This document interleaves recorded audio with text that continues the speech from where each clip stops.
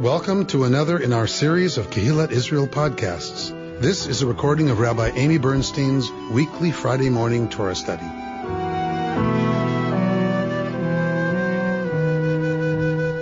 In last week's Parashat, Moshe is commissioned, right? He's commissioned at the burning bush by God. And we have the going of Moshe to the people and talking about freeing them. And it did not go well, right? It did not go very well at all for Moses because the people weren't able to hear him. We're going to talk a little bit more about that. But that's what happens at the end. And remember, Pharaoh makes their labor worse and takes away their straw, and they still have to make the bricks, but some of their resources are taken away. So they are not happy with Moses and Aaron at all. And you can imagine what Moses experiences, right, in that encounter and in that moment. So this week's Parsha opens at this scene between God and Moshe. And God speaks to Moshe, Vayomer elav, Ani Yud He Vav He. God speaks to Moses and says to him, I am Yud He Vav He.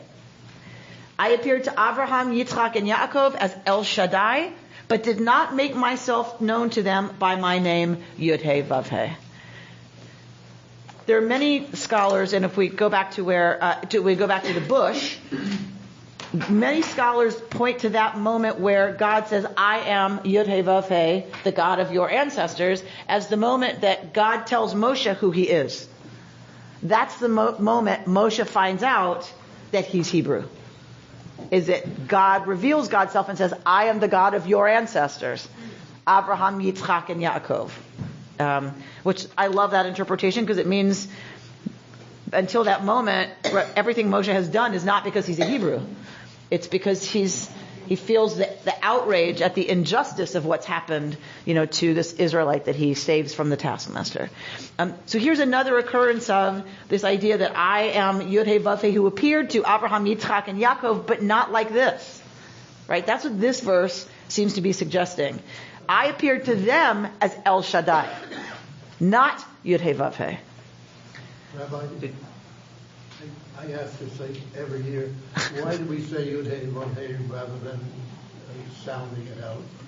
So, do you read Hebrew, Reuben? Do you read Hebrew? Trying.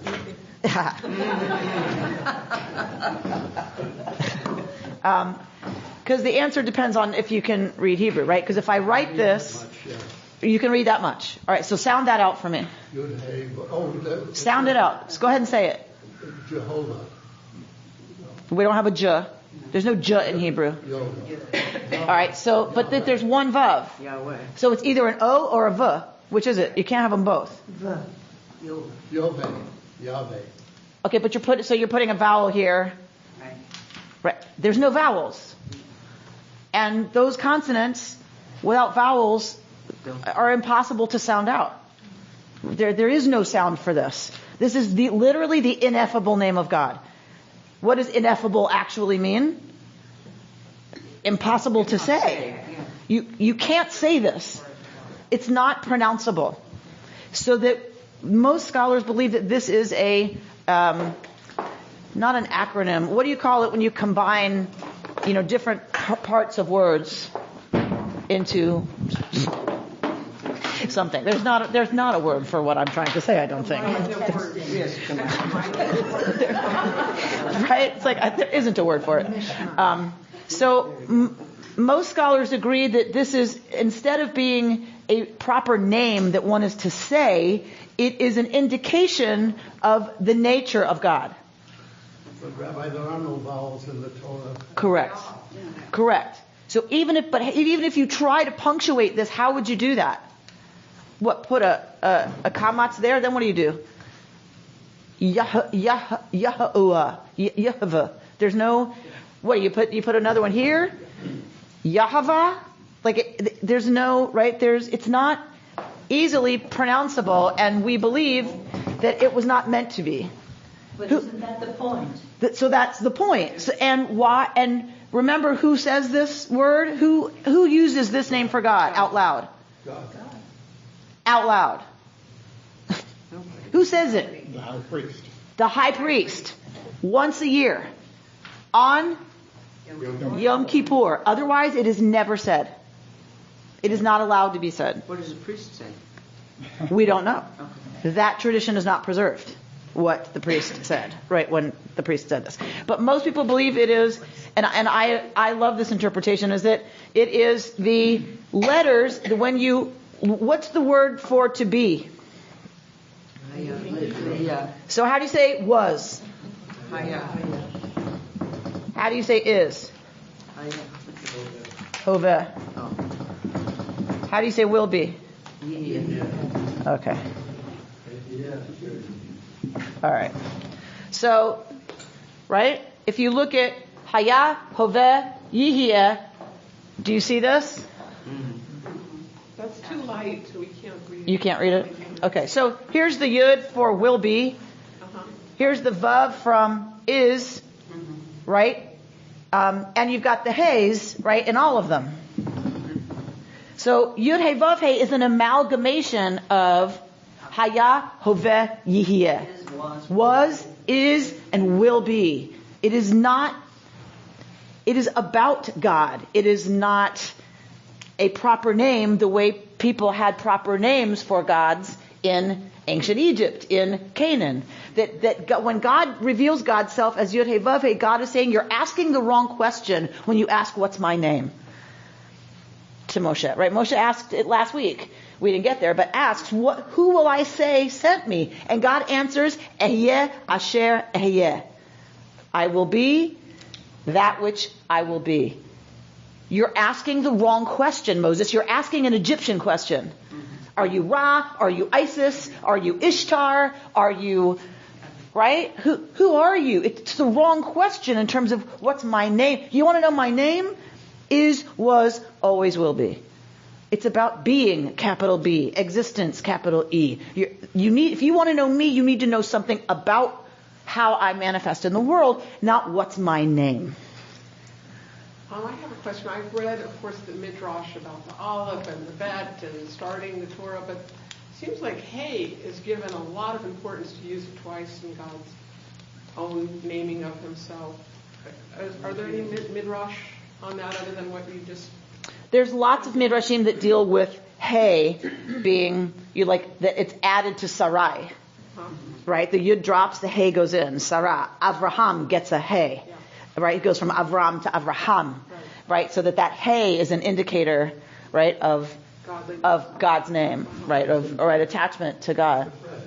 It's the breath, right? So the other thing some people say is that this is unpronounceable because it's about breath. Right? That it's, and that one of my teachers, a blessed memory, Dr. Tikva Freimer-Kensky, said that if you are in the desert and there's no sound around you, which is often the case in the desert, if you've been in any kind of real desert, there's no noise. And that what you hear is the wind rushing through, and of course this is a mountain experience, right? Yud Hey Vav Hey was the god of the mountain.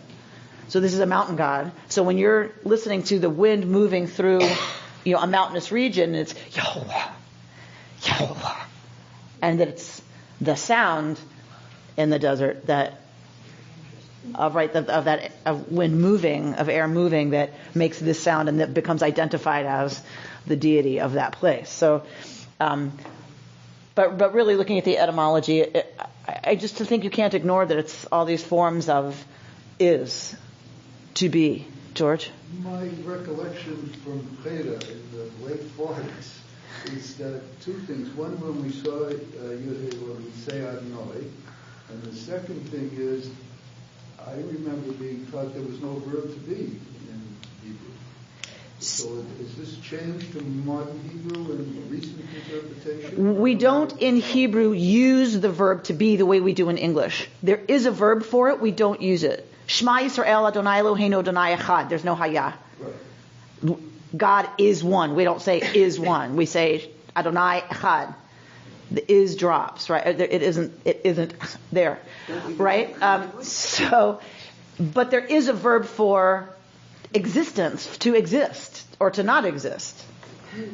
It's there. It just isn't used the way we say it in English. But that's biblical. But in conversation, don't we use haya? It depends what you're trying to say. Well, But you don't say is. We don't say the book is on the table. We say hasefer al hashulchan. Okay. The book on the table. There's no is there. But you would say, hu haya choleh. He was sick. Right? Achshav, thank God. Beseder. But, right, hu haya, he was, and then you say It's something. only when tense matters that you use a verb for to do. Well, When you're saying the book is on the table, you'd have to clarify that it was or it will this afternoon be. But otherwise, it's the present. Book and table. I know, I need to, I don't want to say something wrong, but, grammatically I'm not sure, because when you're using verbs in Hebrew, the form of the verb tells you it's future, right? You conjugate the verb for the future. Will be isn't how you identify something happening in the future. It's the conjugation of the verb. Right. Yes. Changing subject from linguistics. Yes. Why does God not reveal himself to the patriarchs? Thank you, Sheldon, for bringing us back. So are you telling me this marker, that color's too light? Yes. Okay. Well, also this thing is like listing backwards, so I could bring it up some.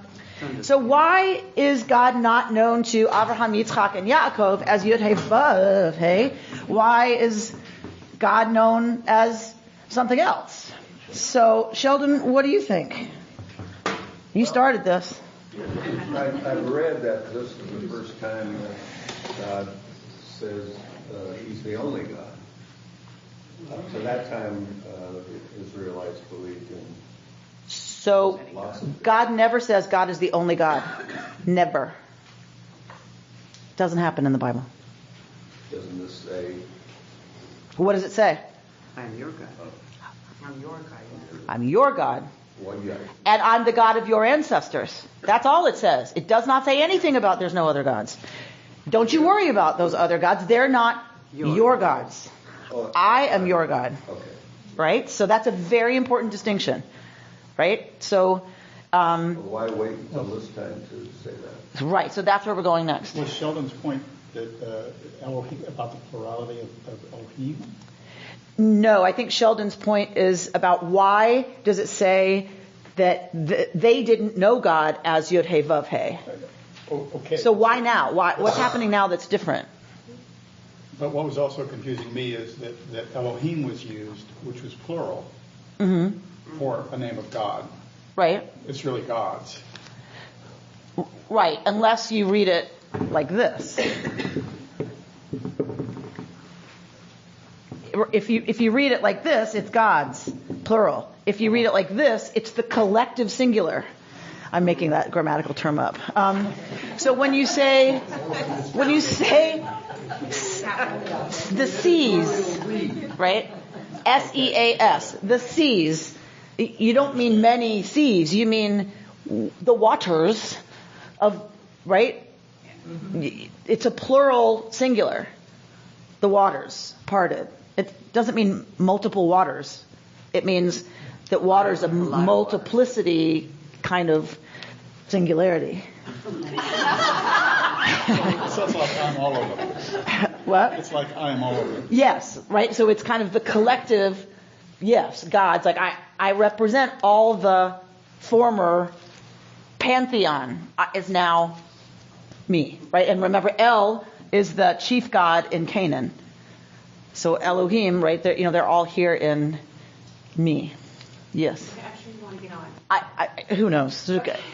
But when we consider or try to understand Yud Hey Vav Hey as past, present, future, that is totality. Yes. It's easy to want to interpret that God is saying, I am everything of all time and space. Yes. I am the breath that infused man with life. Yes. And so that is me. I'm trying to decipher what the difference between the nature of God that is being given to us is different from I am your God. Because that's back to identity. That's back to So other folks can have a wind god and a storm god and a lightning god.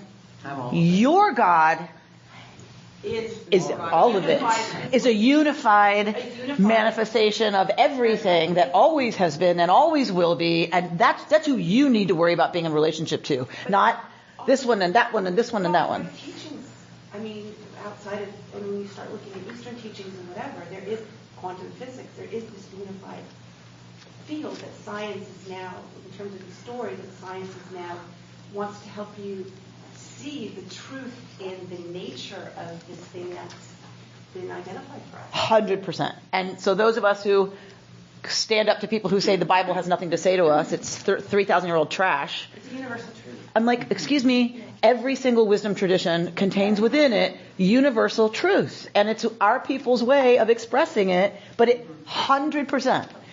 And that is what is moving and exciting always to be in confronting Torah, right? Is when we uncover something that we go, oh my gosh, quantum physics is still trying to figure out how to talk about it. Guess what? You can't really talk about it.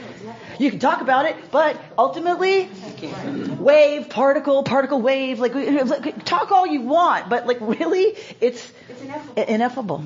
It's beyond our ability to really articulate. And I believe that is one of the gems of our ancient tradition and heritages that we've been told early on. That's what you need to worry about, is the ineffability factor. Like that's what you need to focus on, the totality that is beyond naming, that is beyond words. That's what you Israelites need to be in relationship to. Now, back to Sheldon's idea of why now. Yeah.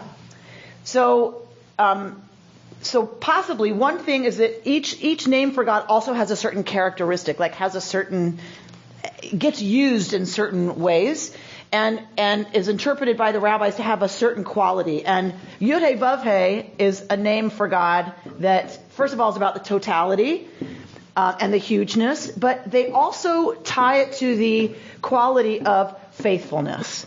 Emunah in Hebrew, from whence we get amen, right? Emunah, faithfulness, and that the God who appeared to our ancestors made a lot of promises, but they weren't coming yet. They were a way, long way away. It's now that Yud-Heh Vav-Heh is going to manifest in the world, and it's going to show up in God's ultimate fullness and redeem this people. And that until this, God has not been for the Israelites or their ancestors, has not been for the patriarchs and the matriarchs, that full divine force in their story, in their lives, in their world, because it's going to have to wait till now. So is this the time that monotheism starts for Judaism at this point? At which point? At this very statement.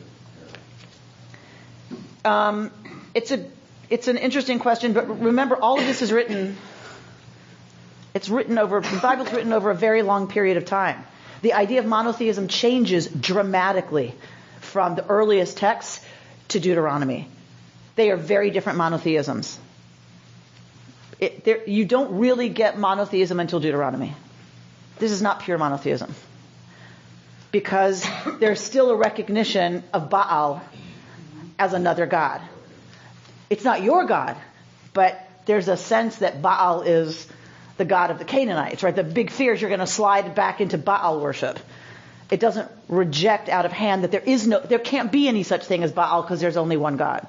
Well, if there's three monotheistic religions, Islam, Christianity, and Judaism, if you say who's the founder, you say Jesus, Muhammad, and Abraham, don't we?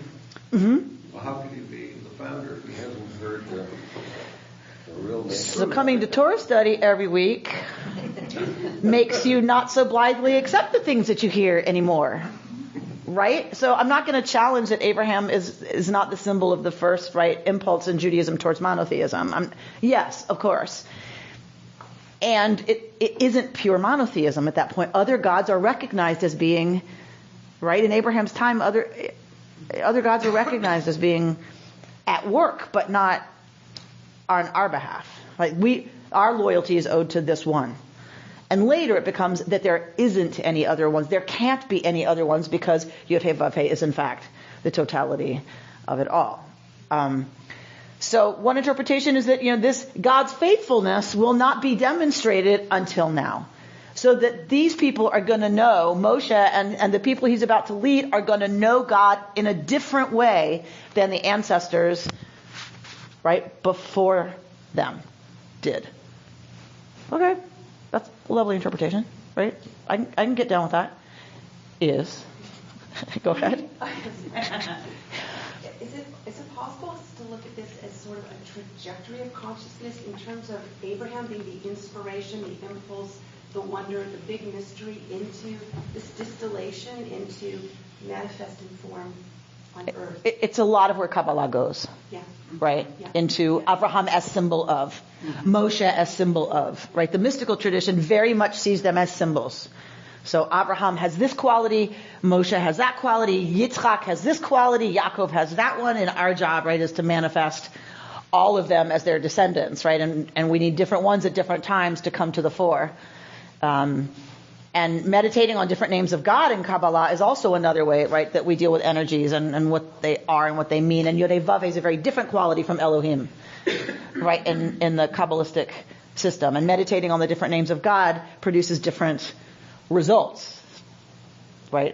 I'll put in quotes. And Yes. we have Shin on our big door out to the side of the street, Shaddai. Correct. And how does that enter this discussion?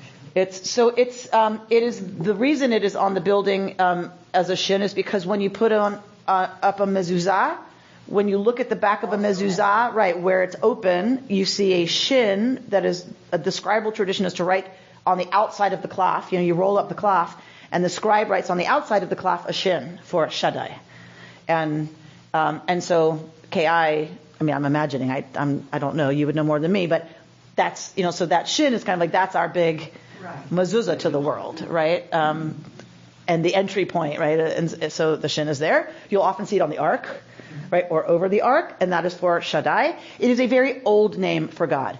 And scholars, because we see it only in biblical poetry that predates this text, remember I taught you that the Psalms, many of them are older than this text. That's where we see El Shaddai, is in very old poetry, which indicates that by the Mosaic period, it is no longer a name for God that's in use. So another interpretation of this verse is, they knew me as El Shaddai, meaning they called me El Shaddai. Mm-hmm.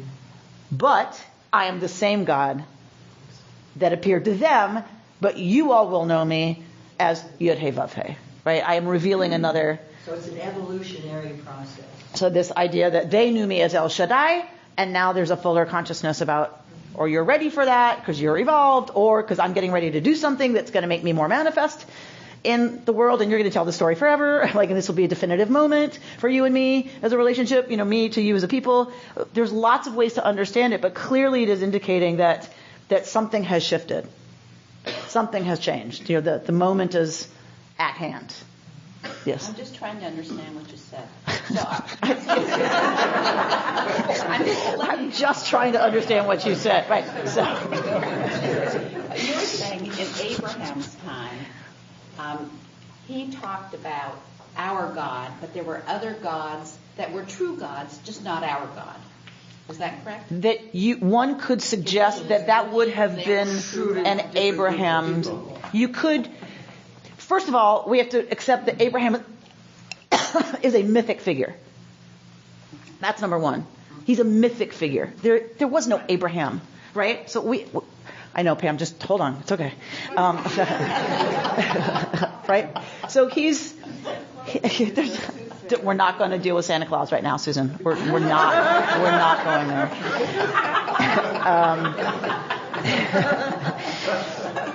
So to say, would Abraham have thought, right? So if we put ourselves in the patriarchal period, in very early monotheism, yes, it would have been made a lot of sense that there are lots of gods.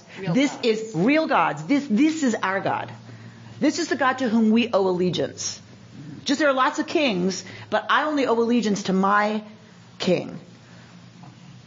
It doesn't mean that the other kings aren't valid, but my loyalty is to this king, right? Who has an exclusive right to my fealty. Right. And then when we come to Moses, the change there still are real other gods in the world. But it's not our God. Still. I mean, I think if you read the Egyptian plague narrative, they're still using magic. His magicians are effective right now. But I think that we already, by Moses, have some of the impulse towards those are false gods. But really, it's not till Devarim, till Deuteronomy, that we get, right? They're trash. Like they're nothing. I am the only true God. For this group of people. Which woman was it? Rachel? Rebecca was hauling around the Trophim. Right? Rachel steals the Trophim, the idols, from her father's house. Yeah. She's one of our matriarchs here. And she's carrying around the gods. Right. Right. In effect, isn't this a way of separating the Hebrew people from the rest of the tribes? This is my tribe, and we have our God. Yes. So it's a separation definition, and all of the patriarchs and matriarchs really encompass all the human traits that humans have. So each one can represent a particular trait that we are to include in our view of the world. Yes, I think. What did you say? What was about the trait? Who has the traits? Well, I'm sorry, I was up late last night. All the matriarchs and the patriarchs. Yes. There's jealousy, there's pride, there's speech, all of the traits that are part of humans become the people that we see, like in the Greek tragedies. Each character represents a particular trait that we are to encompass in our belief system. That is where the mystic tradition goes. Yes. So if Abraham is a mythical, and I never know where Torah study is going. Can I just tell you? Like, if you'd all my money, I would not have put on this. But go ahead. All your preparation. Which means there's a lot of mythical begatting in this. Yes. Everybody who's begat is mythical. Is there any historical figure in there? Hysterical or historical? It's an interesting question. It's a huge topic. We think, yes, there are historical names here.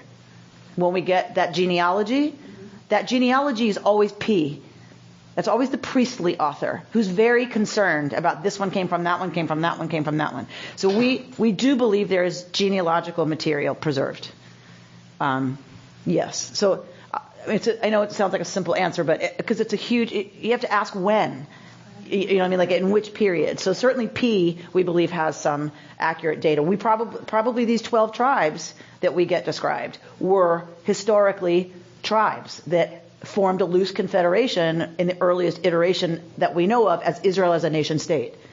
12 tribes just had this loose confederation that came together. Remember the period of the Judges, which in our collection comes after this, but the period predates a lot of this. The Judges, early Israel, like they just would have been tribes coming together for an emergency in the region. They were allies. It's David who, and we now have extra biblical proof of David, the house of David. We have found archaeological evidence that tells us there was a Beit David, right, a house of David. So if that is true, then, right, so we believe probably those 12 tribes were loosely confederated, right, and become the nation state of early Israel. Now you can go back to what you really... Thank you. Okay. It's all good. Like, it's totally all good. Because this is important. This is an important moment. Like that's I think why we've been talking about it for so long. This is an important moment in the turning of how we talk about God in Torah, but also, as we've said, historically, it's the turning point, of when monotheism starts to really become, right, much closer to what we'll see later. There's a wonderful book by Karen Armstrong, who's a former nun, and her autobiography is fantastic to read. But she wrote a book called The Axial Age. And she believes, as do other scholars, and I keep picking it up and I keep going, oh, I just can't. Like, it's like this thick. It's It's in my bedroom on the nightstand where it will probably remain for several more years.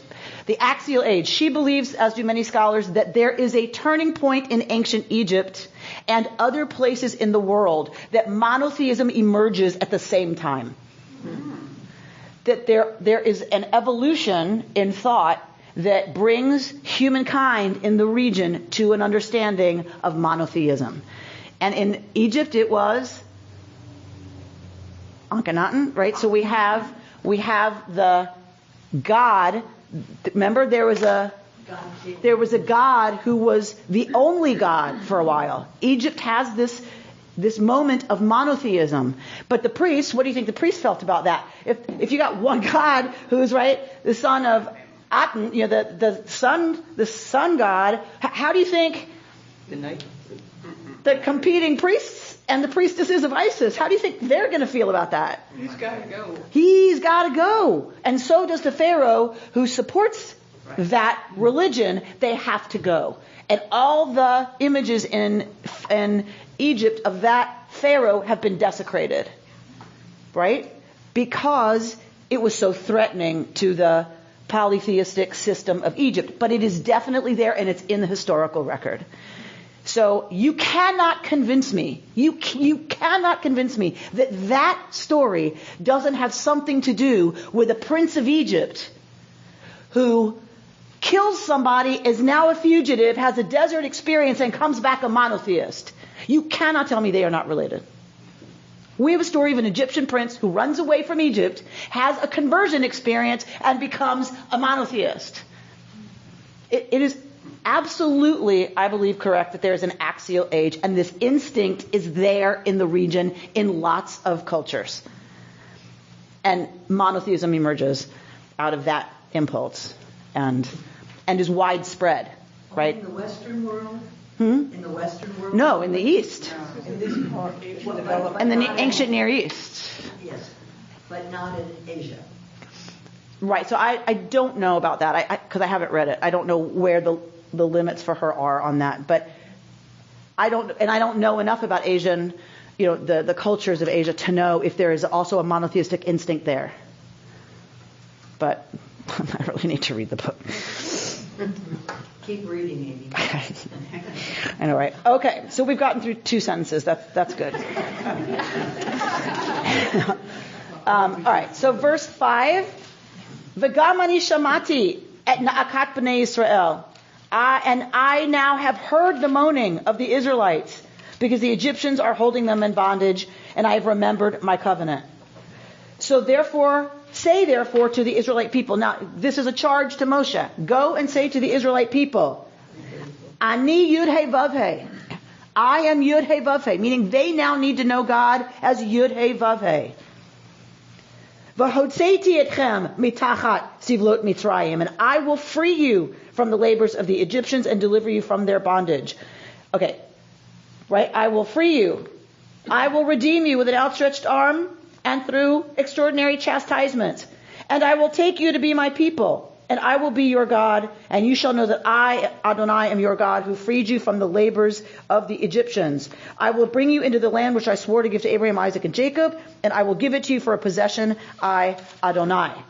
This paragraph, the rabbis hear in this 4 promises.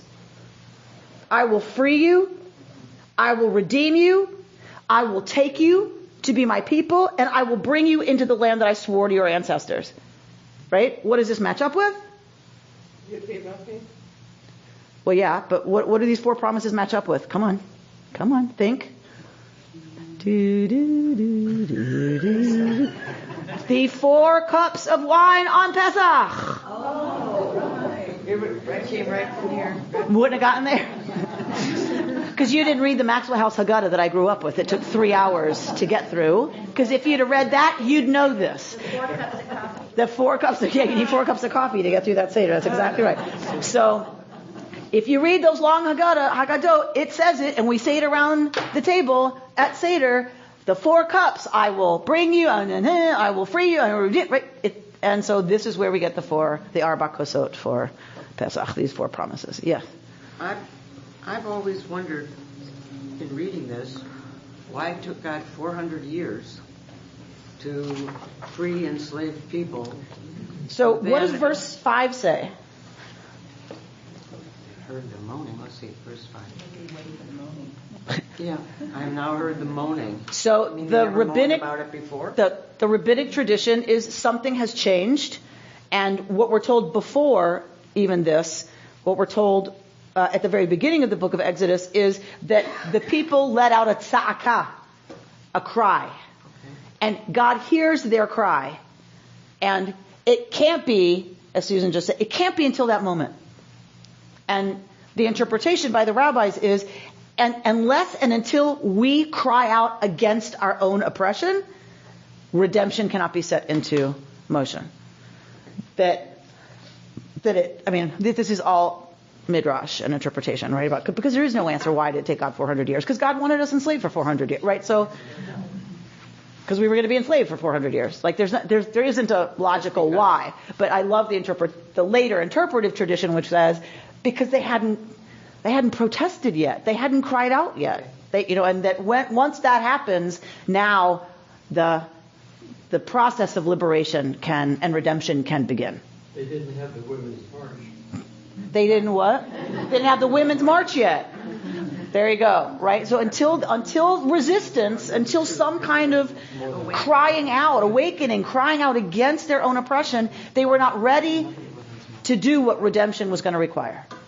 Well, it's like Alcoholics Anonymous. You have to recognize that you're an alcoholic, and then you want to be redeemed.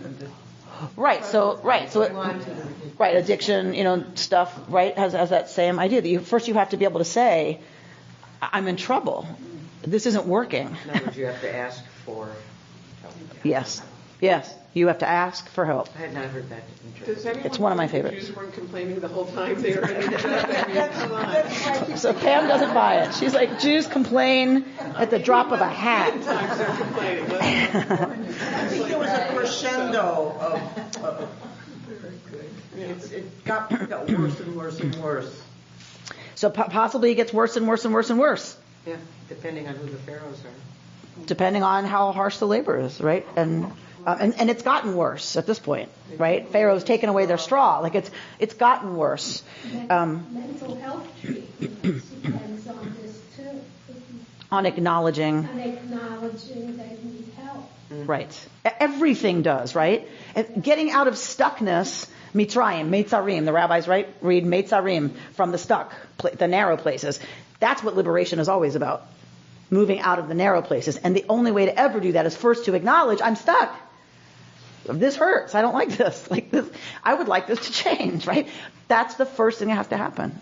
Anytime we're dealing with moving, from constriction into freedom. And a lot of that 400 years of moaning could be help me but.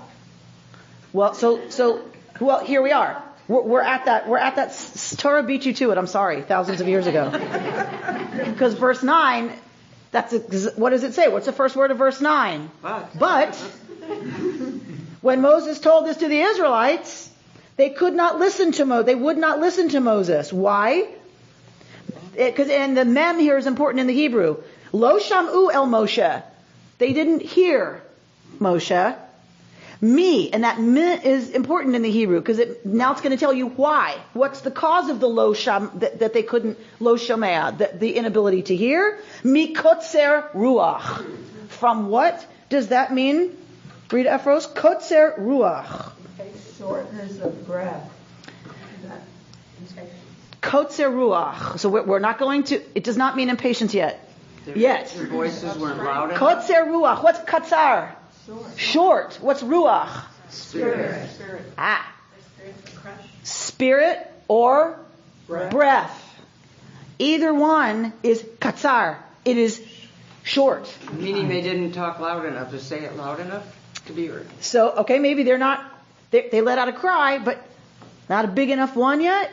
Kotzer ruach. They're not able to hear me. Kotzer ruach. From a shortness, a cut-offness of spirit, of breath. What happens when we get uptight and panicked? You don't breathe. Right? Your breath is constricted. Right? You cannot look at this and not know that that's part of what's here, right? It's the kind of, panicked, locked up, locked down situation where you can't breathe. And kotzer ruach, this is why I love Hebrew, because you can't breathe, because ruach is about breath, but ruach is also spirit. So in the same phrase, it's talking about the actual physical manifestation of their state. When we get in that state, we know it. We can't breathe. Or we breathe really shallow, right? Or really quick, or whatever. And it's also their existential state in the same two Hebrew words. You read both. Is that, yes, shortness of breath is the physical manifestation of kotzer ruach, of shortness of spirit. Shortness of, right, of an ability, or whatever the opposite of it is, right? Now, the rabbis want to go to, what does it mean, shortness of breath or shortness of spirit? And some of them want to say impatience. But they are impatient. They can't. They've had it and they just can't, and they can't hear Moshe. They can't hear, here's what's going to happen. Here's what's got to happen. Their gates are closed. They're closed off in their impatience and suffering and all the craziness. They can't listen for the message of Yud He Vav He. They can't hear it, right? And from their kotzer ruach, right? Avodah kasha. See, I don't like this translation. I can't believe I'm arguing with JPS. But their spirits crushed by cruel bondage. Not really. It's from kotzer ruach, from a shortness of ruach, and that there's a vav there, right? And the cruel service, right? There's a vav that makes it conjunctive. And, unless you want to read it as disjunctive and a vav, as but, that doesn't make any sense, right? So, that and, I think, means it's not that their spirits were crushed just by hard bondage. Their spirits are kotzer, are cut off and short. So that's one reason they can't hear Moshe. And they also can't hear him because of the harsh servitude. They are, for lots of reasons, they are not able to hear Moshe and hear his message. They are unable to listen to the prophet and to receive the message that God is desperately trying to send. So if you think about it, so you've got Moshe who doesn't even believe in his own abilities, right? So let's look at 10. Yud Vav He speaks to Moshe and says, "Go and tell Pharaoh, king of Egypt, to let the Israelites depart from the land." What does Moshe say in verse 12? But Moshe, right, appears, So Moshe speaks lifnei Yud Vav He, before God, Lamor, saying, "The Israelites would not listen to me. How then should Pharaoh heed me, a man of impeded speech?" So poor God, poor God, is trying desperately to get a message through to these people that I'm on my way. I'm texting frantically, I'm coming. Moshe, they don't listen to me. And if they're not going to listen to me, why do you think Pharaoh's going to listen to me? Nobody's going to listen to me. Nobody's listening to me. And the people are like, la la la la la la la la la la la la. And what, Pharaoh? So maybe God is trying. Who's this Yud He Vav He? Get out of my palace. Right? Nobody's listening to Yud He Vav He.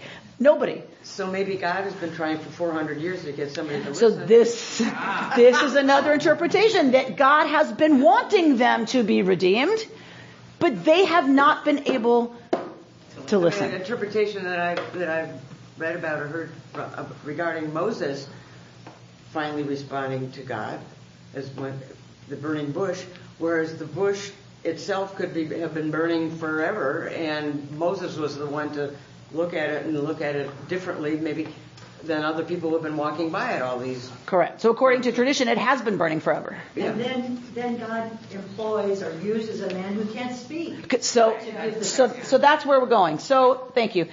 So God is trying desperately to get a message out, and nobody's listening. Maybe they can't understand. And Moshe now describes himself as what? Tongue-tied. Tongue-tied? Okay. He's a stutterer. So, all right. Here is the actual translation directly from the Hebrew. I am va'ani aral sfatayim. I am of foreskinned lips. Aral is the foreskin. So maybe he's got the lips that aren't, or the tongue that's stuck down. Or, I think he's a stutterer. what is that? Moshe has absolutely no problem talking later. None. I don't buy he's a stutterer. I don't buy he's got cleft palate. I don't believe there's anything wrong with his mouth. Maybe he doesn't know how to translate. So some people want to say he doesn't know, he only knows court Egyptian. He doesn't know how to talk to the Israelites because he doesn't know their language. He doesn't know Hebrew. He doesn't speak Hebrew, Ivri, the language of those Ivri. He was raised in Pharaoh's court. All he knows is court Egyptian and now some Midianite, right? He knows Midianite. He married Yitro's daughter. I mean, he married the high priest's daughter, Tzipporah. So that doesn't explain why he can't talk to the Pharaoh, because he should be able to speak. He should be able to speak to Pharaoh. He knows Pharaoh's language. Right. He's insecure. He's insecure. Talk to me about circumcision. The only reason we're dealing with a foreskin has to be, if this is the Jewish people, has to be about circumcision.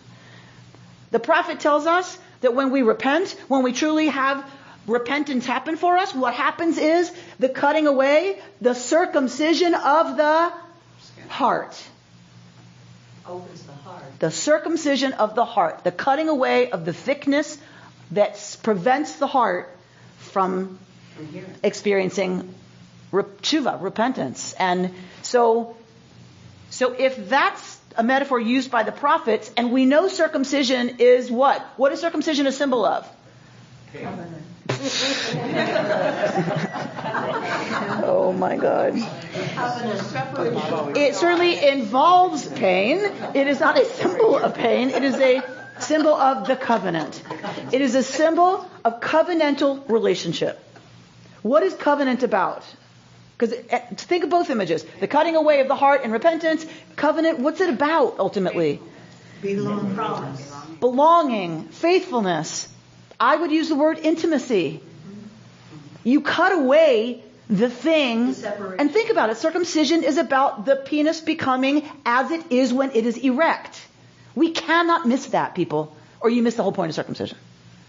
It makes the penis look always as it does when it is erect. Fertility, right? And that means intimacy with someone else.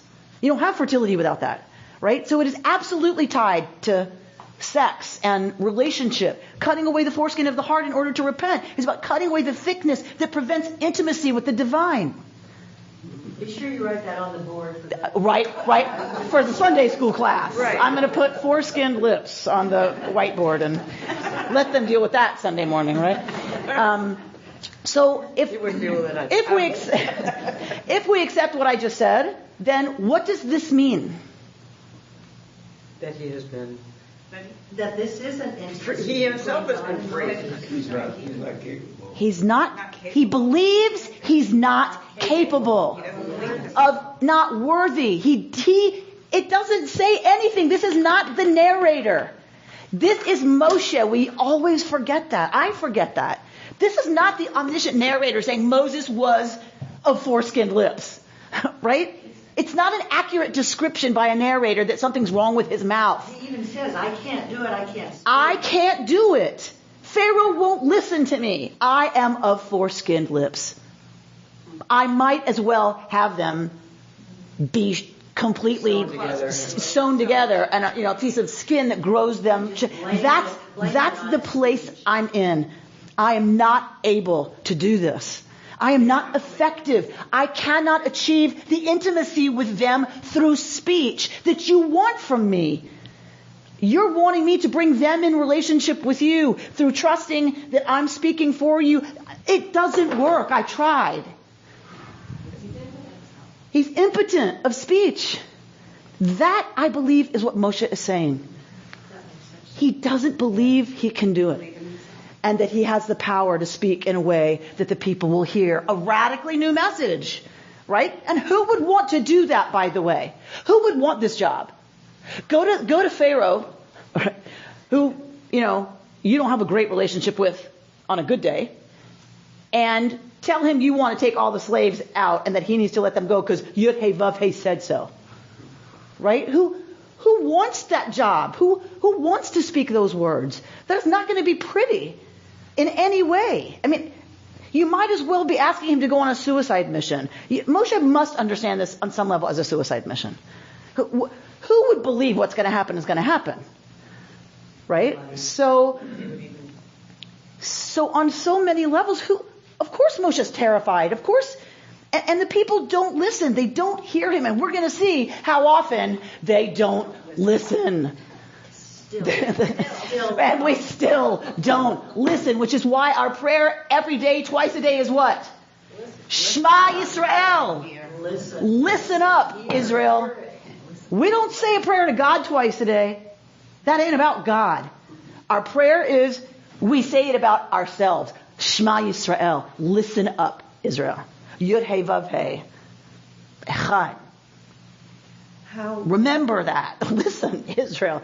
Because you don't listen most of the time. There's something wonderful about choosing this kind of person to be a leader. Yes. Not like Trump. Somebody who's rather insecure. Humility. Yeah. Like us. Right. And that's sort of an example to everyone that you can find the strength inside yourself if you just get out of your own way. Mm-hmm. And if you have emunah, if you have faith, that's how we get out of the way. Because if we're waiting for evidence, that can't happen until we get out of the way. Or, it's not going to ever be out there what's going to convince us. It has to be that we get out of the way. And what allows us to do that is faith. And I'm not talking cheesy faith. Right? I'm talking the hard kind of faith, which means in the face of whatever comes, that we have the capacity, right, to experience it differently, right? And it's only when you've been through the windshield that you really get it. That's the secret, right? When you've been through the windshield a few times, you get what emunah is about, right? We heard from a master teacher yesterday at Hartman. The Board of Rabbis invites rabbis to a study session once a month. It's a wonderful rabbi from Progressive Presence in Israel, teaching at a secular Beit Midrash, a secular institution of learning for Israelis to learn these texts, who are secular Israelis. Because remember, they don't know these texts. You know far more. As we discussed at I Engage, right? Y'all know far more. Reuben can run circles around often what, right, secular Israelis know about these texts because they don't study them. They don't have access in school to these texts, right? They don't get a religious education. They don't get a Jewish education if they're in secular schools. I'll tell you about a grandniece of mine who visited from Israel. High holy days, and I offered to bring them along. She and the guy she was with. I don't have to go. I'm an Israeli. Right. I'm Jewish and I'm Israeli, and so I know it all. Right. So it's very Israeli. It's very Jewish. So this teacher anyway was talking about his whole lecture with us. His discussion with us was about Moshe and speech. So keep it in mind, because I don't want to give a spoiler for when we get to those scenes. But keep in mind when Moshe gets fired from the job of being prophet, and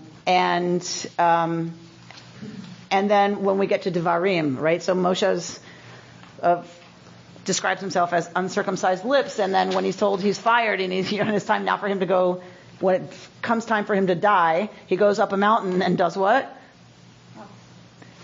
Talks. And what does he talk? What's his speech? The book of Deuteronomy. Right? The entire book of Deuteronomy is Moshe's farewell address. So we are not talking about a man who doesn't know how to talk, was his point. And that's where I really got this point about this is Moshe who understands it this way. But he gives the whole book of Devarim as a speech. So he obviously knows how to talk, and he can, right? If it's a stutter, it went away, right? And so his whole relationship to speech. I want us to hold that as we move through the rest of Torah this year, Moshe and speech. So you have here the words of Rabbi Bradley Shavit Artson looking at this Kotzer Ruach business. Yeah? So go to page 2. So it was Brad Artson that came and spoke to your study group? Is he what? The rabbis? Who spoke to the group? Who was the rabbi? I knew you were going to ask me that. Okay. All right, but it wasn't Brad Artson. No, okay. no. And I'm like, I have his face, I have his bio in my mind, and I cannot for the life of me. But I will give it to you.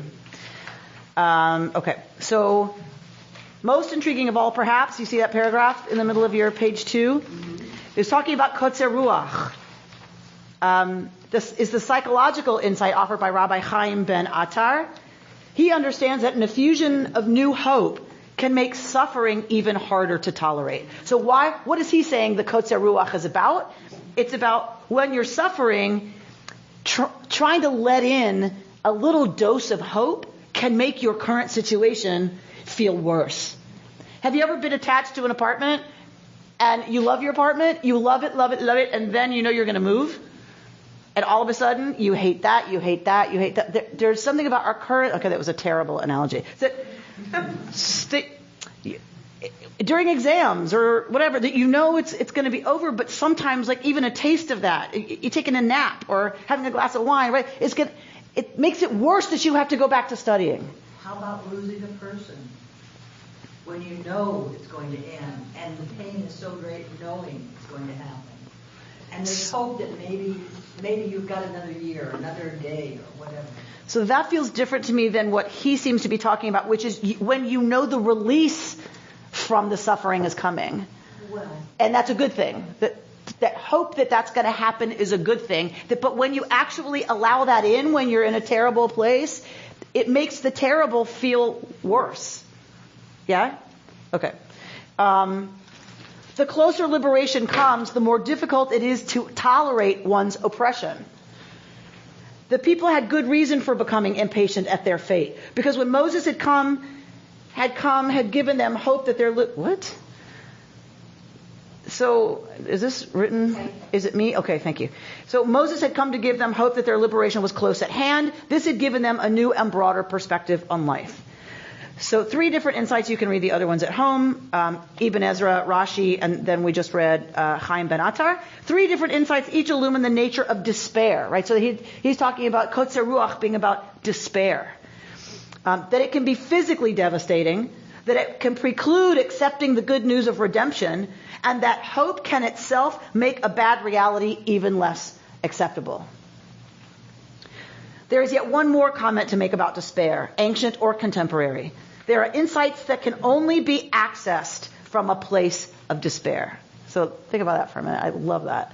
There are insights. This is what I was saying about going through the windshield. There are some insights that can only happen when you have tasted despair. There are times when only by hitting rock bottom, being forced to abandon our own self-centeredness or sense of being in control, that we can become open to real help from beyond. Only when we despair of ourselves providing ultimate comfort can we then reach beyond ourselves for consolation and help. In the words of Rabbi Abraham Joshua Heschel, only those who have gone through days on which words were of no avail, on which the most brilliant theories jarred the ear like mere slang, only those who have experienced ultimate not knowing, the voicelessness of a soul struck by wonder, total muteness, are able to enter the meaning of God, a meaning greater than the mind. There is a loneliness in us that hears. When the soul parts from the company of the ego and its retinue of petty conceits, when we cease to exploit all things, but instead pray the world's cry, the world's sigh, our loneliness may hear the living grace beyond all power. Okay, I just got chills, right? I'm not sure anything about what he just said. But I think it's one of the most profound things I've read in a long time. Right? I'm not sure what it all means. He's like that. Heschel's like that. Right? If you read Heschel, you highlight, then it's like, okay, it's going to take me 6 months to understand what he's saying.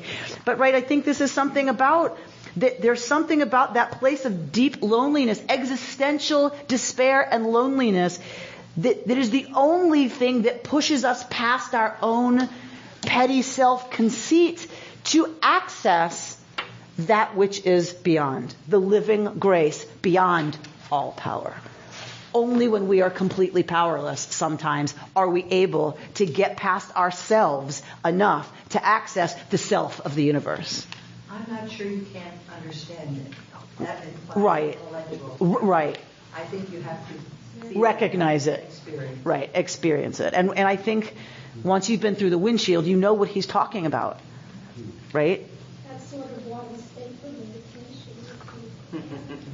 How does this apply to this? Such a good advertisement and segue, Paula, right? That's why we stay for meditation. That's why we sit after this, is to come out of the head, right, and into that heart, and to stay with our loneliness, to access our loneliness, our fear, our hurt, our whatever, in such a way that allows us to expand past it, to hold it, to stay with it, to enter it, so that we can expand. It doesn't mean, okay, now that's gone. It means I am more than that. And the spaciousness that we create around that is the point of the practice. To create the patience to hold what happens to us with a lot of space around it. Because then we don't have to act out of it all the time. We can access the living grace beyond all power and take that half a second before we speak when we're triggered. If we create enough space. You've been listening to Rabbi Amy Bernstein's Friday morning Torah study from Kehillat Israel in Pacific Palisades, California. For more information, go to our website, www.ourki.org.